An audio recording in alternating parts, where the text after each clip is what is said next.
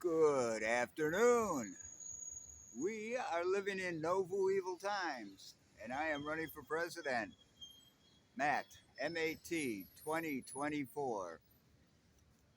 This is something of a difficult process right here, making videos. Right now, I'm on the streets, so I'm doing it where I can. This looked to be about the best place in the locale I'm at right now. I could wander farther afield and find a better spot, but that's just too much traveling. I'm doing a lot of that already as it is, all of it on the hoof. But I just wanted to put something out because I'm trying for one a day from now on, one video a day. Let's see how that works. But as I'm not, let's let this truck go by. See, that's part of the problem I have here. There's constantly people walking by. There's constant traffic. I'm right by a road. There's not much I can do about that. I'm here in Miami, and man, this place is built up like you wouldn't believe. I've never been in a city that's just so congested. Everybody drives. Of course, that is an exaggeration. There are some people who walk. There are some scooters and bikes out there, but most people drive. I had a van for about 4 years here. It was a mess. I have never seen so much traffic in my life. That's I got to tell you, they call this paradise, but this place is so packed, so tightly wound, and I've never seen so many angry, impatient, aggressive people in one place in my life. They call this paradise. It ain't even close. For one thing, whatever used to make it paradise, right here on the Atlantic Ocean, we got big nature right next door, but it's all built up. You can't even hardly get to the Atlantic Ocean unless you're in a hotel or in any event. I'm getting sidetracked. Um, I really have no hope of becoming the nominee. I don't really even want it. I was considering trying to raise funds and actually registering because uh, I do want to change the discussion. I think we're talking about all the wrong things, and it's a little disturbing that we are so distracted by, well, for one thing, um, uh, culture wars. That's just such a freaking annoyance, and it is so so obvious in so many cases that the people who engage in that kind of thing, the talking heads, the media types, who are constantly on about, oh, I don't know, Potato Head and Dr. Seuss and Disney and green M&Ms and all this stuff. They are merely trying to distract and outrage their audience. They don't want them to be focused on the real problems because, well, the politicians don't want them to be focused on the real problems. And here we are. And that's why I wanted to change the discussion, because we do have real problems that aren't being addressed because there are so many more dramatic, visible things out there that the more discrete problems just are not being addressed. And I think a large part of that is just we have politicians, and right there, that word, that is what we have. We don't have public servants. We have politicians, and just to keep these short and concise, so I can just get these done, get these up, and do another one the next day instead of spending too much time on any given day. Let me just say, in terms of politicians, they complain about not making enough money. I don't remember who it was, but somebody was taken to task for uh, doing stock trading or I don't know, writing books or something, as opposed to actually doing his job, being in the Senate or being in the House and representing his constituents. They complain about not making them more money, and they're complaining about not making enough money.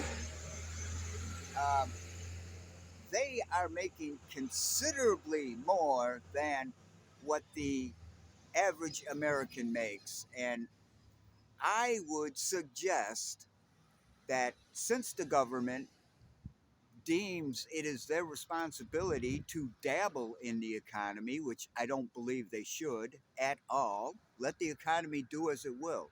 Let the I'll leave all that for another video. We can talk about that. But given they're making considerably more than the average American, instead of taking the average, I would say take whatever the mean is for American wages and use that as their salary so they know exactly what it is, more or less, the average American is dealing with. And I say more or less because average and mean are different. They can both be very close. They could both be somewhat far apart, but generally they're pretty close in most instances, unless you've got a lot of outliers in whatever you're looking at, and we certainly have that in terms of uh, in terms of wealth. But when I'm talking about wages, we're taking all the people who are actually making money, taking the mean, which is 50% of the people are below that line, 50% of the people are above that line, and let that be Congress's paycheck. That way, if they're going to dabble in the economy and they want more money, they need to make sure the economy is tooling along at a very good clip and that the 50% that are below the mean have to keep going up or their wages go down. Why not? Now, we can't do that. You're not even going to find any politician who's going to propose that as something that they are going to introduce as legislation in order to to make that a campaign promise in order to possibly get elected. You'll never hear any politician propose that. They never talk about wages. They never talk about how much money they're making as opposed to the average American, except when they're taken to task for doing this stuff to make money on the side instead of doing their job or, doing what is quite obviously insider trading and then denying it and saying, well, we're a capitalist country. We should be allowed to trade stocks. I don't think they should. I really don't think they should. But that in itself can be a whole nother video also.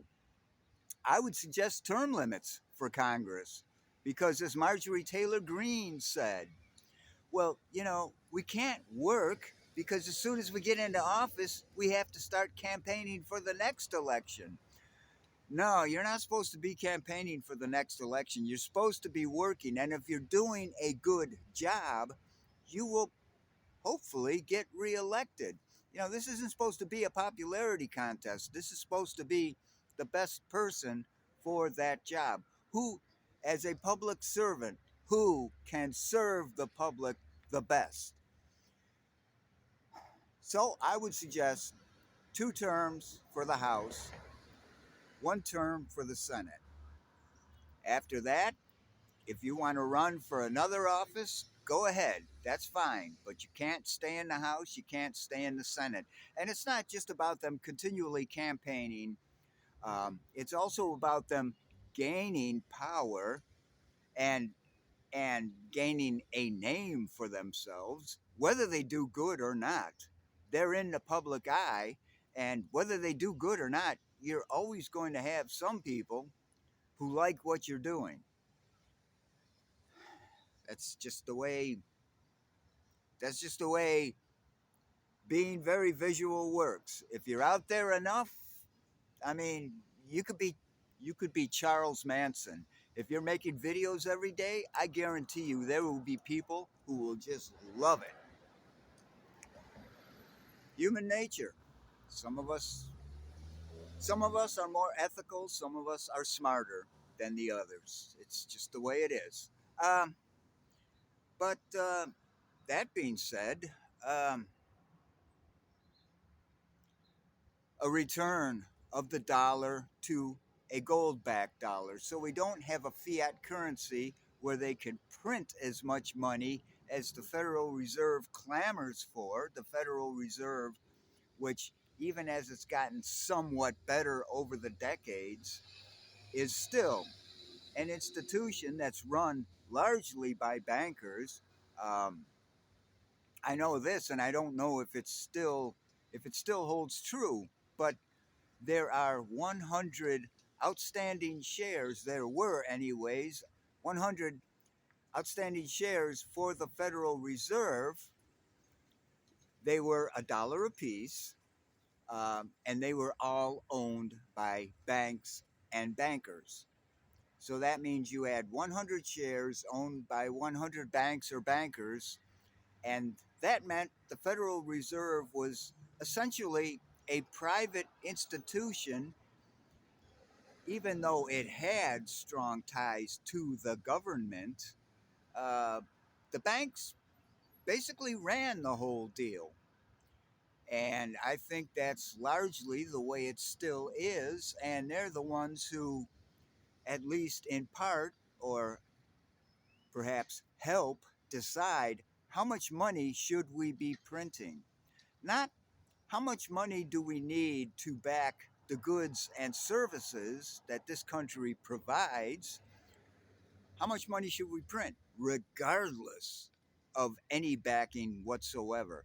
And that is why we are in the state that we're in. Sure, the economy looks good now, but rest assured, this whole thing will sooner or later come crashing down, because you can't just print trillions of dollars backed by nothing and think that money's just going to remain good because people have faith in it. For one thing, the more money you print, the less valuable the money that's already in circulation becomes.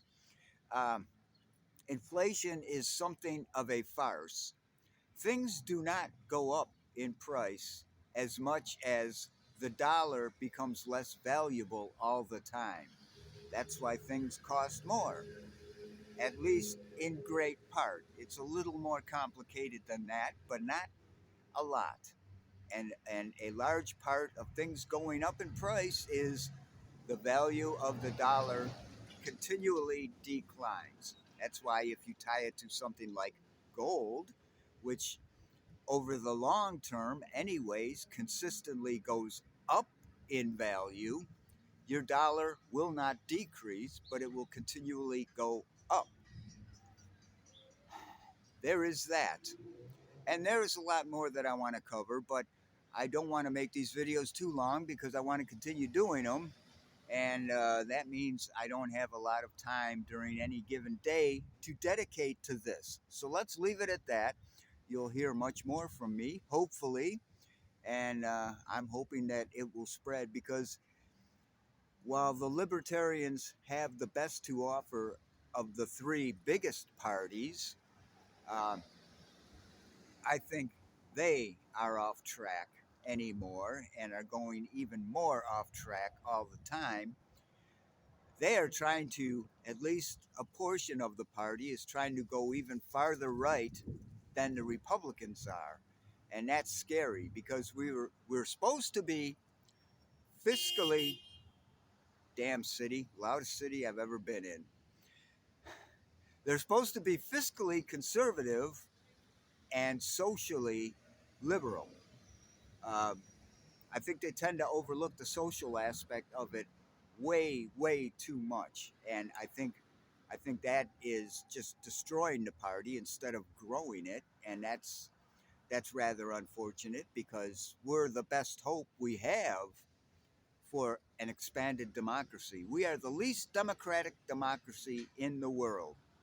We only have two main parties.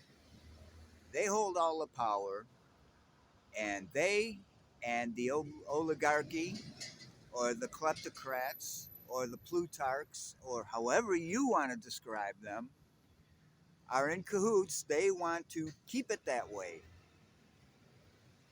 We need to break those chains. Anyways, jeez, it's just so much crazy shit going on around here. I mean, I don't know who this guy is, but he just took a shortcut across what is. Let's not worry about it. It's Miami. You get used to it. Anyways, the Chinese had a saying. It was a curse slash blessing, and it goes like this: May you live in interesting times. Well, here we are, and I thank you for watching. And if you didn't watch, well, what's wrong with you, man? All right, talk to you soon.